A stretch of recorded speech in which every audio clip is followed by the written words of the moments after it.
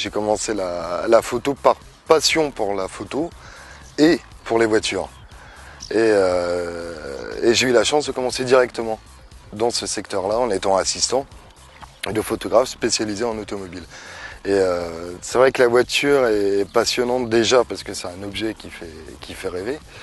Et également parce que techniquement, ça regroupe beaucoup de difficultés. Il y a une notion de vitesse, il y a une notion de design à respecter. Il y a toute une philosophie liée à l'automobile, la liberté de pouvoir se déplacer où on veut. C'est ce qui est passionnant à mettre en scène en photo, c'est de regrouper tous ces éléments dans une photo en essayant d'exprimer ce que peut représenter une voiture. Le D5000, alors ce qui est amusant, c'est que j'en ai moi-même acheté un. Parce qu'il présentait des petites choses intéressantes. La première chose pour moi, c'était l'écran orientable qui permet de trouver des angles assez originaux qu'on ne peut pas forcément se permettre avec un viseur classique. C'est un boîtier amateur mais qui a été bien réfléchi dans son ergonomie et qui permet de travailler avec le même type de qualité et de rendu qu'un boîtier professionnel. Alors on n'a pas les mêmes raccourcis, mais on a absolument les mêmes capacités de production pour faire de bonnes images avec des voitures. On n'est pas limité. Je voulais surtout explorer le côté dynamique des photos, donc du mouvement, parce qu'il y a quelques petites règles qui sont assez utiles, qui permettent de gagner du temps, de savoir déjà paramétrer l'appareil pour ne pas se faire surprendre quand une voiture passe. Là, on a de la chance parce qu'on va pouvoir faire les photos d'une manière un peu posée, où on va caler le lieu de passage des voitures, mais c'est vrai qu'on se retrouve sur une compétition automobile, les voitures ne nous attendent pas. Et il vaut mieux être préparé plutôt que d'essayer de rattraper la voiture, ce qui est impossible. On va faire les photos du panotage, c'est-à-dire on prend la voiture qui passe de manière parallèle par rapport à nous. On va essayer de la prendre en profil en ayant une notion de filet sur le côté. Donc il vaut mieux privilégier une focale pas trop courte, au moins commencer aux 50 voire 70 mm pour bien détacher la voiture de l'arrière-plan.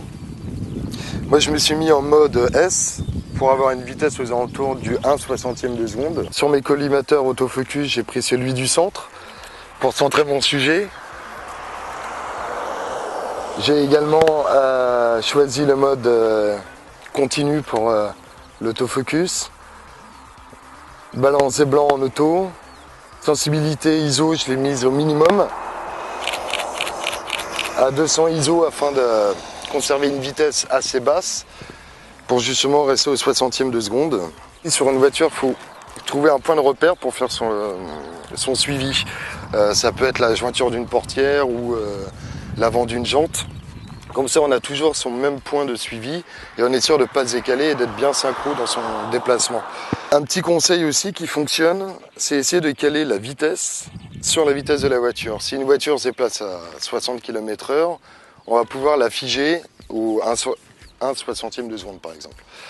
Si elle est à 200 km/h, on va chercher à être aux alentours de 250e.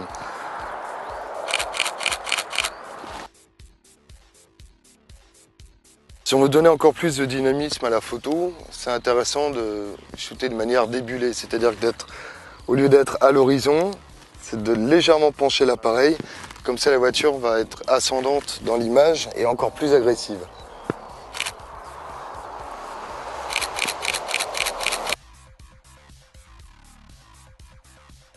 Je vais essayer d'utiliser l'écran pour trouver un angle un peu plus original, vraiment au ras du sol. Si on travaille avec le live view, il vaut mieux passer en mise au point manuelle.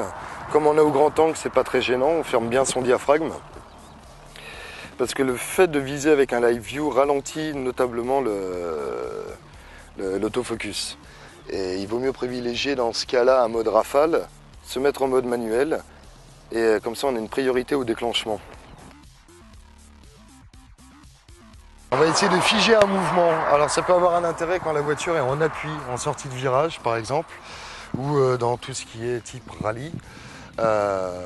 Donc là, on va même utiliser le programme résultat du boîtier en se mettant sur la position sport, qui va chercher à aller à la vitesse la plus courte. Prendre un cadrage, c'est bien de définir son cadrage à l'avance. Prends une focale assez longue pour bien tasser tous les plans. Se mettre un petit peu bas même, comme ça on aura plus de route.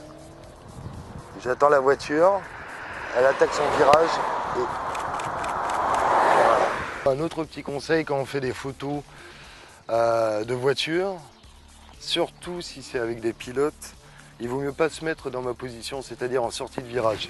Il faut toujours se mettre à l'intérieur du virage pour être sûr de ne pas se prendre la voiture dessus.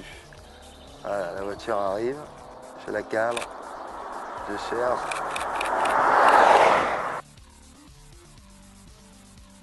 Un autre type de prise de vue, on appelle ça du car-to-car ou une voiture travelling. Donc le principe il est simple, on fait rouler l'autre voiture et je me place dans le coffre d'une voiture qui précède et en même temps qu'on roule, on prend des photos, ce qui permet d'avoir un aspect, encore une fois, dans la recherche de dynamique. Là, sur mes réglages, je me suis mis en mode ouverture, en fermant au maximum mon diaphragme pour avoir une vitesse assez lente. Donc à 200 ISO par exemple, là on a beaucoup de soleil, je me suis mis à F22 et je suis au centième de seconde, ce qui va me permettre d'être assez bas. Je vais plutôt être grand angle pour être proche de la voiture, pour avoir un maximum de perspective et ce rendu de route filée. L'essentiel là-dedans c'est d'avoir deux personnes qui sachent bien s'entendre quand elles conduisent pour toujours bien placer la voiture. Voilà, c'est un petit plus qui est assez amusant à faire. Évitez de le faire sur l'autoroute, hein. Et c'est mieux de le faire sur des routes qu'on a repérées, si possible qu'on a pu fermer, ou qu'on peut faire en ayant bien balisé la route.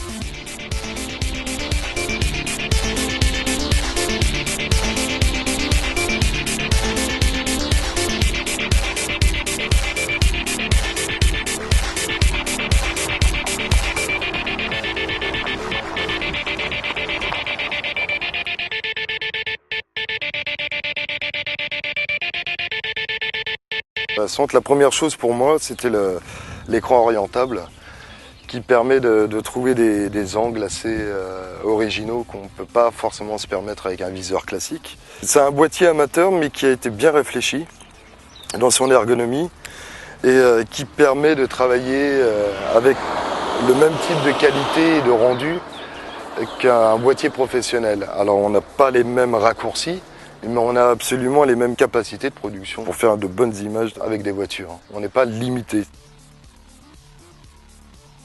Je voulais surtout explorer le côté dynamique des photos, donc du mouvement, parce qu'il y a quelques petites règles qui sont assez utiles, qui permettent de gagner du temps, de savoir déjà paramétrer l'appareil pour ne pas se faire surprendre quand une voiture passe. Là, on a de la chance parce qu'on va pouvoir faire les photos d'une manière un peu posée, où on va caler le lieu de passage des voitures, mais c'est vrai qu'on se retrouve sur une compétition automobile, les voitures ne nous attendent pas. Et il vaut mieux être préparé plutôt que d'essayer de rattraper la voiture, ce qui est impossible. On ralentit notablement l'autofocus. Et il vaut mieux privilégier dans ce cas-là un mode rafale, se mettre en mode manuel, et comme ça on a une priorité au déclenchement. On va essayer de figer un mouvement. Alors ça peut avoir un intérêt quand la voiture est en appui, en sortie de virage par exemple, ou dans tout ce qui est type rallye.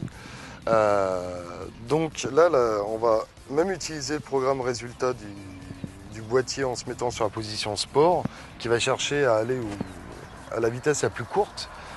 Prendre un cadrage, c'est bien de définir son cadrage à l'avance. Prendre une focale assez longue pour bien tasser tous les plans. Se mettre un petit peu bas même, comme ça on aura plus de route. J'attends la voiture, elle attaque son virage et voilà. Un autre petit conseil quand on fait des photos de voiture, surtout si c'est avec des pilotes, il vaut mieux pas se mettre dans ma position, c'est-à-dire en sortie de virage. Il faut toujours se mettre à l'intérieur du virage pour être sûr de ne pas se... Comme ça, on a toujours son même point de suivi et on est sûr de ne pas se décaler et d'être bien synchro dans son déplacement. Un petit conseil aussi qui fonctionne, c'est essayer de caler la vitesse sur la vitesse de la voiture. Si une voiture se déplace à 60 km/h, on va pouvoir la figer au 1/60 de seconde par exemple. Si elle est à 200 km/h, on va chercher à être aux alentours de 250e.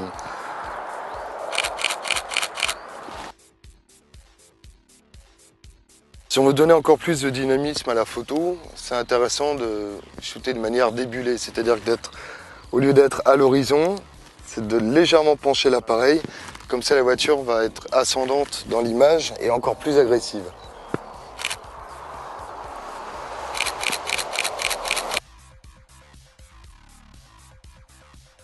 Je vais essayer d'utiliser l'écran pour trouver un angle un peu plus original, vraiment au ras du sol. Si on travaille avec le live view, il vaut mieux passer en mise au point manuelle. Comme on est au grand angle, c'est pas très gênant, on ferme bien son diaphragme. Parce que le fait de viser avec un live view,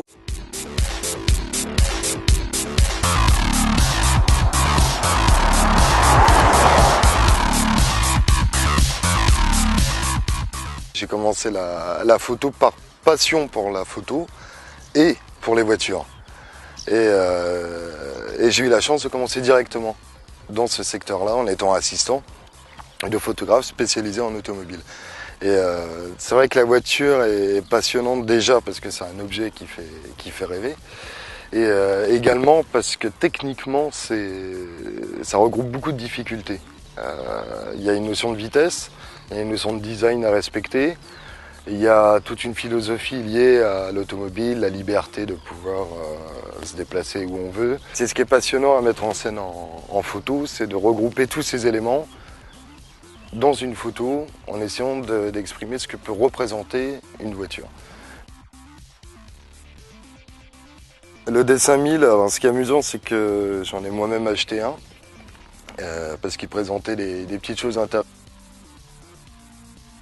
On va faire les photos du panotage, c'est-à-dire on prend la voiture qui passe de manière parallèle par rapport à nous. On va essayer de la prendre en profil en ayant une notion de filet sur le côté.